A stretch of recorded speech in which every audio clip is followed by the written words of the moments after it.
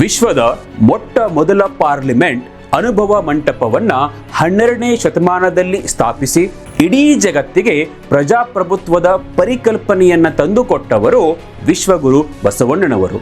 ಕಾಶ್ಮೀರದಿಂದ ಮೋಳಿಗೆ ಮಾರಯ್ಯ, ಅಫ್ಘಾನಿಸ್ತಾನದಿಂದ ಮರುಳಶಂಕರ ದೇವ, ಗುಜರಾತ್ದಿಂದ ಆದಯ್ಯ, ಹೀಗೆ ಭಾರತ ಖಂಡದ ನಾನಾ ಭಾಗಗಳಿಂದ ಶರಣರು ಬಸವ ಕಲ್ಯಾಣಕ್ಕೆ ಬಂದು ಈ ಅನುಭವ ಮಂಟಪದಲ್ಲಿ ಸೇರ್ತಾರೆ. ಅದಕ್ಕಾಗಿ ಅನುಭವ ಮಂಟಪ ಇದು ಇಡೀ ಭಾರತ ದೇಶದ ಹೆಮ್ಮೆಯ ಪ್ರತೀಕ.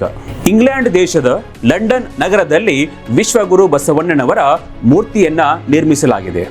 ಏಕೆಂದರೆ ಅವರು ಕೊಟ್ಟಂತಹ ಮಾನವೀಯ ಮೌಲ್ಯಗಳು, ತತ್ವ ಸಂದೇಶಗಳು ಕೇವಲ ಒಂದು ಪ್ರದೇಶಕ್ಕೆ ಸೀಮಿತವಾಗಿಲ್ಲ, ಇಡೀ ಜಗತ್ತಿಗೆ ಅನ್ವಯವಾಗುತ್ತೆ. ಇಂತಹ ಮಹಾಪುರುಷರ ಹುಟ್ಟಿದ ದಿನ ಬಸವ ಜಯಂತಿಯನ್ನು ಆಚರಣೆ ಮಾಡುವುದು ಇಡೀ ಭಾರತೀಯರ ಕರ್ತವ್ಯ.